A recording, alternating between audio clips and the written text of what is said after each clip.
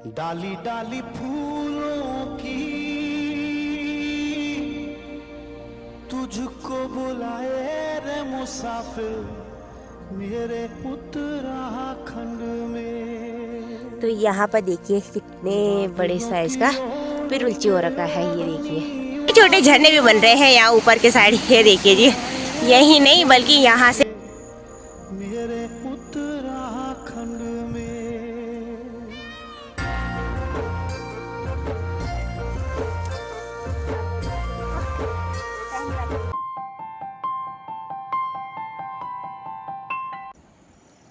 Hello जी, good afternoon, शुभ दोपहरी, प्रणाम। मैं हूँ ज्योति और स्वागत है आप सभी का देवभूमि उत्तराखंड के विंध्येश्वर घाटी के इन खूबसूरत से हरे भरे पहाड़ों से और साथ ही साथ मेरे मायके वाले प्यारे से रौली गांव से। आज के मेरे इस नए ब्लॉग की स्टार्टिंग हो रही है दिन के लगभग 12 बजे के आसपास से। आज इन पहाड़ों में सुबह से लेकर अभी तक मौसम सुहावना सा रहा, प्यारी सी तेज धूप खिली हुई है। साथ ही साथ अभी के टाइम पे ठंडी ठंडी हवाएं भी महसूस हो रही है। बाकी दिन बढ़ने के साथ साथ देखिए विंध्येश्वर घाटी के ऊंचे पहाड़ों में आसमान में चारों ओर फिर से काले घने बादल छाने लग गए हैं। और वहीं नीचे देखिए दीवा की ओर से भी मौसम का वही हाल है।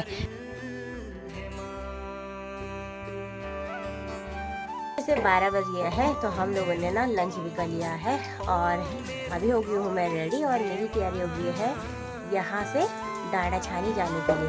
तो डांडा छानी के साइड हमारे ना बहुत सारे खेत हैं और उन खेतों में हमने चौलाई की फसल बोई हुई थी। आजकल ना चौलाई की फसल भी पक के तैयार हो गई है। तो मम्मी कह रही है कि तू ना वहाँ चौलाई काट के आ जा। तो चलिए जी चलते हैं अब यहाँ से डांडा छानी की ओर।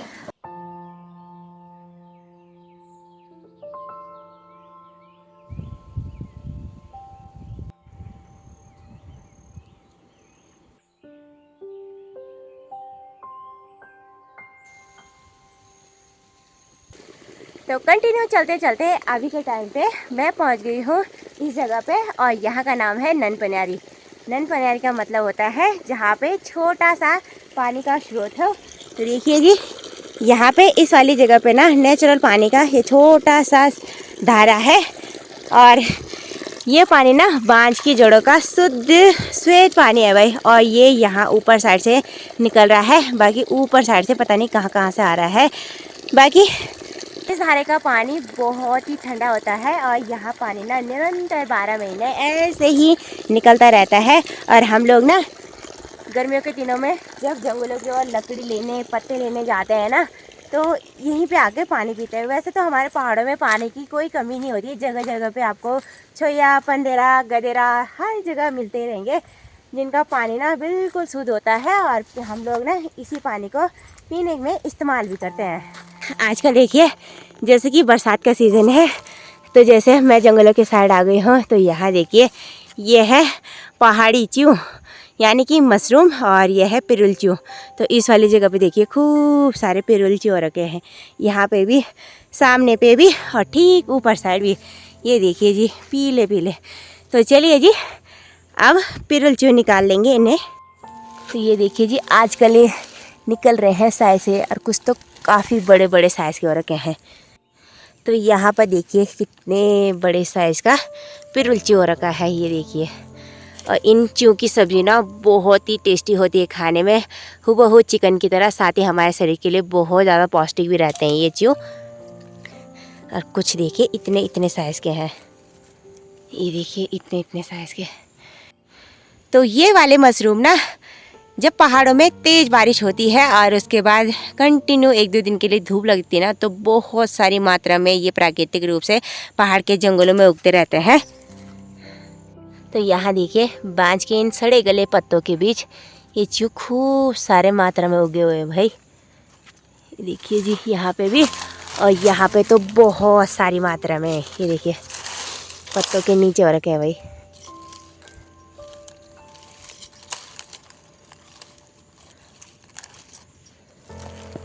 तो अच्छा हुआ घर से मैंने ये पॉलिथीन ला रखी थी इन्हें ले जाने के लिए। मुझे पता था च्यू भी मुझे मिलेंगे ही मिलेंगे।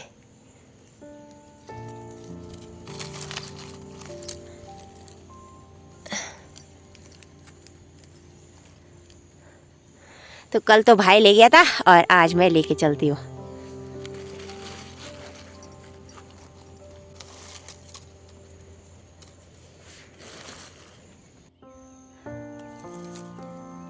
जंगली मशरूम ढूंढते ढूंढते मैं अभी इस धार में पहुंच गई हूँ। और यहाँ से ठीक ऊपर वाली धार में रही थी हमारे यहाँ की डांडा छानी और वहाँ का नाम है घड़ियाल।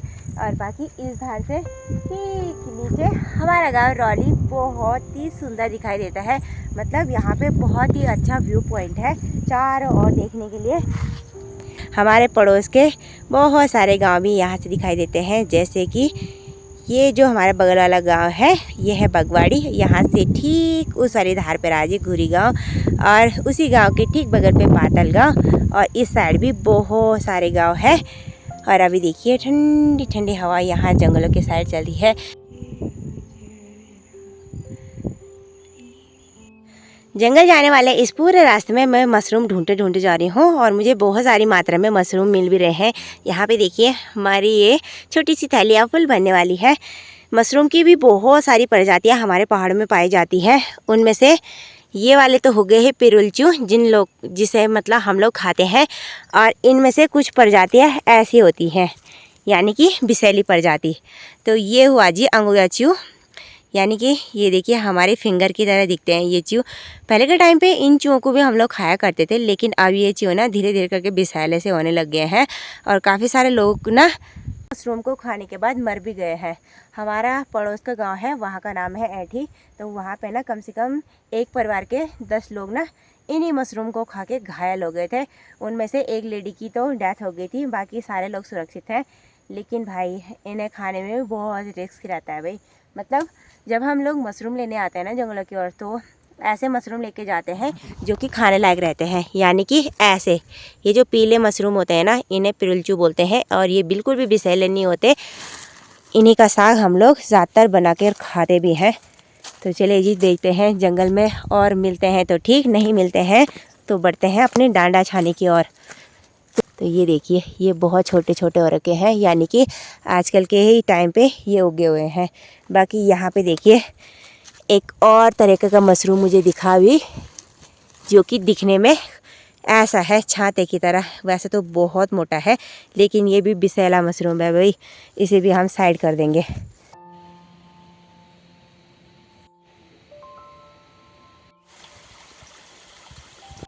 तो ढूंढते ढूंढते देखिए मशरूम से पूरी थैली भर गई है और अभी आ गई हूँ मैं इस वाली जगह पे। और यहाँ ये पूरा एरिया जितना भी है ना, ये ना मटखनी का एरिया है। और यहाँ से हमारे गांव के लोग ना इस वाली मटखनी से ना मिट्टी खोद खोद के ले जाते हैं घर की लिपाई के लिए। गांव में अभी भी ना पहाड़ी ट्रेडिशनल पुराने घर है, जिनकी लिपाई पुताई हम लोग ना चिकनी मिट्टी से करते हैं। तो भाई घर की लिपाई के लिए इस वाली जगह से ले जाते हैं हमारे पूरे गांव की मिट्टी। वैसे तो मटखनी अलग अलग जगह है, हर अलग अलग मोहल्ले की। और हमारे मोहल्ला मतलब बगड़ांग का मोहल्ला और गांव में जो हमारा पहला खोल है ना, वहाँ के लोग यहीं से मिट्टी ले जाते हैं। बाकी डांडा छानी जाने वाले इस रास्ते में बहुत सारे छोटे और बड़े गधेरे हैं। अभी तक तो आपने छोटे गधेरे देखे होंगे, लेकिन अभी आ गए हैं हम घंडाव गाड़ के गधेरे में। और इस गधेरे में देखिए आजकल बरसात के टाइम पे बहुत ज़्यादा पानी बढ़ा हुआ है और पानी के ना छोटे छोटे झरने भी बन रहे हैं यहाँ ऊपर के साइड। ये देखिए जी, यही नहीं बल्कि यहाँ से ठीक ऊपर यहाँ तक भी। और इस गधेरे का पानी ना गाँव में पीने के लिए जाता है भाई पाइपलाइन से। मैं पहुँच चुकी हूँ घड़ियाल और यहाँ पर ना हमारे गांव वालों की गौशाला ही नहीं बल्कि कुल देवी देवताओं के बहुत सारे मंदिर भी हैं। यहाँ से ठीक सामने वाली जगह पे इस बड़े से बांज के पेड़ के ठीक नीचे पे रहा जी घड़ियाल देवता का मंदिर। तो जय हो घड़ियाल देवता की। उसी के बगल में है भूम्याल देवता का मंदिर। और यहाँ से ठीक नीचे इस वाली जगह पे जहाँ पे खूब सारी घास हो रखी है, तो वहाँ पे है जी कालिंका माता का मंदिर और वहीं पे थौल भी है। सामने पे ये जो जितने भी सीढ़ी नुमा खेत आपको दूर दूर तक दिखाई दे रहे होंगे ना, तो इन सभी खेतों में चौलाई और झंगोरे की फसल बो रखी है। झंगोरा तो अभी इन खेतों में अच्छे से पका नहीं है, लेकिन देखिए चौलाई ना अब पकने ही लग गया है। बाकी भाई इस साल देखिए चौलाई की फसल काफ़ी अच्छी हो रखी है इन खेतों में।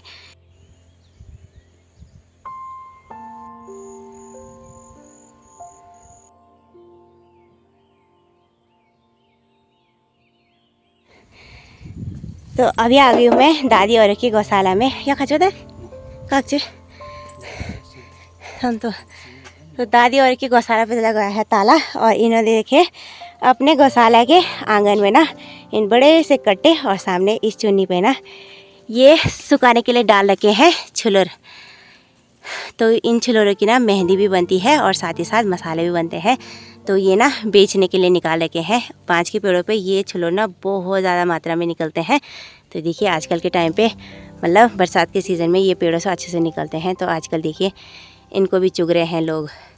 बाकी ये छुलर ना कम से कम 150 रुपये किलो बिकते हैं, है ना, 150 का चीज़। और यहाँ पे देखिए हमारा भाई ना गायों के साथ ग्वाला आ रखा है। तो अभी देखिए भाई ने अपनी बकरियों को भी खोल दिया है। और आजकल जंगलों में देखिए ज़मीन वाले नीचे की हरी हरी घास हो रखी है। तो देखिए 2-3 महीने से इनकी बकरियां, बैल, भैंस सब यही है भाई। मैंने सोचा था आपको दादी से भी मिलाऊंगी, लेकिन दादी ना यहाँ पर है नहीं। और हमारे पहाड़ों में ना ऐसी ही गौशालाएँ रहती है जंगलों में, जहाँ पर हमारे गांव के लोग के गाय, भैंस, मवेशियाँ, भेड़, बकरी का पालन ना 6 महीना तक यहाँ होता है, यानी कि गर्मियों के टाइम पे। और सर्दियों के टाइम पे ना गाय भैंस यहाँ से घर चली जाती है। सर्दियों में बहुत ज़्यादा बर्फ़बारी यहाँ जंगलों के साइड होती है, तो इसलिए गाय भैंस मतलब कोई भी मवेशी यहाँ नहीं रहते। बाकी सामने पे ही है दादी और की गौशाला। और गौशाला के अगल बगल देखिए इन्होंने ना बांझ के सूखे सूखे झेड़े रखे हुए हैं, यानी कि ये बांझ वाली जो नियार होती है इसके पत्ते गाय भैंस खाते हैं। और बाद में जो बची कुची डंठल रहती है ना पीछे की लकड़ियाँ, इन्हें हम ऐसे स्टोर करके रख देते हैं आग जलाने के लिए। बाकी यहाँ ऊपर साइड भी इन्होंने खूब सारी लकड़ियाँ काट कर सुखाने के लिए डाल रखी है। और इन बकरियों का कलर देखिए, कुछ का काला है और कुछ काले और भूरे कलर के हैं। यहाँ पे खूब सारी घिंगार की कटीली झाड़ियाँ हो रखी है। और बकरियाँ ना ज़्यादातर कांटे वाली झाड़ियों को खाना पसंद करती हैं। ये देखिए जी आराम से खा रहे हैं भाई मस्त होके। और अभी देखिए सभी लोगों ने अपने अपने बकरियों को खोल दिया है भाई। और इस वाले पत्थर पे देखिए कितना बड़ा चिबड़ा बैठा हुआ है। यह है पहाड़ी छिपकली।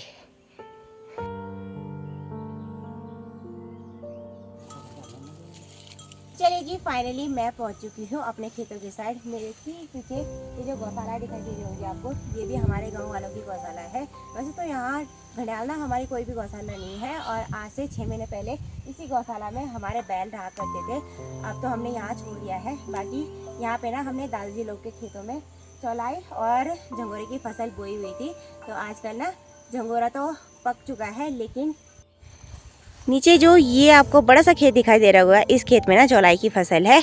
और बहुत ज़्यादा छोटी छोटी हो रखी है चौलाई की, यानी कि बेकार हो रखी है फसल। बाकी यहाँ सामने के साइड भी ये बहुत बड़ा खेत है। और इसी के साथ साथ ये जो दीवार के पीछे ये खेत है ना, इसमें भी चौलाई की फसल ही भाई और ने बो रखी है। तो इन खेतों में ना अभी चौलाई तो नहीं पका है, लेकिन भाई ने पता नहीं क्यों बोला कि चौलाई पक गया है।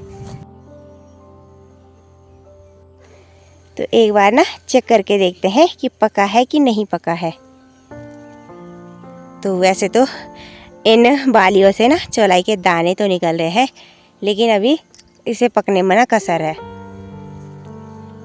देखिए जी यहाँ आके ना अच्छा खासा पोपट हो गया है मेरा, यानी कि ना तो यहाँ खेतों में चौलाई पका हुआ है। और जिस खेत में अभी मैं खड़ी हूँ ना, तो इस खेत में चौलाई तो बहुत छोटा छोटा हो रखा है, यानी कि बेकार सा। और घास देखिए इतनी बड़ी बड़ी हो रखी है।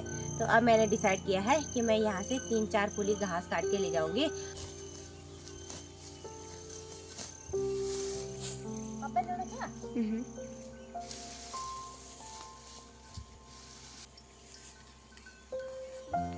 जी आधे घंटे की कड़ी मेहनत के बाद मैंने यहाँ से 4 पुली घास की निकाल ली है। अब आती है घास की भारी लगाने की बारी। यहाँ पे देखिए मैंने जो घर से रस्सी ला रखी है, ये भी मैंने खोल दी है। और अब भारी लगाने के लिए मुझे ऐसी ढलान वाली जगह चाहिए। तो चलिए जी अब ना एक एक करके इस रस्सी में घास की पुली को रख देंगे। और घास की पुली आज मैंने दुछड़ा काट रखी है। और इन पुलियों का भार ना सटीक लगता है, यानी कि टेढ़ा नहीं होता। तो यहाँ देखिए रस्सी के बीचों बीच कुछ ऐसे रख देंगे एक एक पुली। अब दूसरी पुली को पहली वाली पुली के ऊपर रखेंगे और इस वाली पुली को।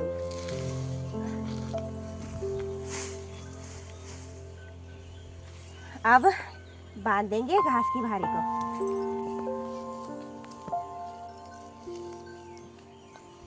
तरासी से अभी तक मैंने घास निकाला ना, इसे भी आप घास की भारी पे ऐसे लगा देंगे, नहीं तो ना मैं भूल जाऊंगी। पिछले दिनों मैंने 2 दरातियाँ घुमा दी है, तो माँ आजकल मुझे रोज डांटती रहती है उनकी वजह से, तो भाई पहले ही डाल दी है। अब उठा लेंगे भारी और यहाँ से निकलते हैं अब घर।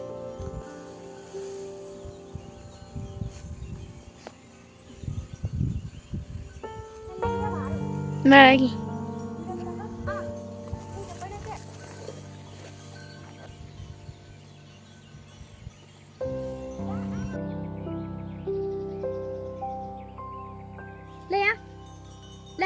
तो अभी तक कैमरामैन बनी हुई थी अर्चना, और अर्चना ने मेरी बहुत मदद की भाई आज वीडियो शूट करने में, तो थैंक यू अर्चना, वेलकम बोलते हैं। हाँ तो ठीक है, अब ये दोनों भाई ना ठीक शाम के टाइम पे आएंगे घर, तो चला बैठो तुम। हाँ बाय।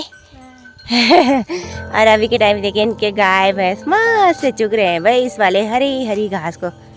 शाम के लगभग अभी 6 बजे का टाइम होने वाला है, और देखिए जी इसी के साथ मैं अपने गौशाला में पहुंच गई हूँ। आज मुझे घर आते आते ना 2 घंटे का टाइम लग गया भाई, आ ही नहीं पाई मैं, पैरों में इतना ज़्यादा दर्द हो रहा था ना, क्योंकि बहुत टाइम बाद वहाँ डांडे की छानी गई। इसी के साथ घास की भारी मैंने यहाँ पे रख दी, और इसी घास की भारी से मैंने एक पूल निकाल के भैंस को दे दी है खाने के लिए, इसी के साथ छोटी भैंस को भी और अंदर बैलों को भी। भाभी ने देखिए अभी के टाइम पे गुठार में सूखी सूखी घास पे धुआं लगा रखा है। आजकल ना बहुत सारे बारीक बारीक धूल रहते हैं जो कि भैंसों को परेशान करते हैं, तो धूल को भगाने के लिए ऐसा धुआं लगाना भी बहुत ज़रूरी रहता है भाई।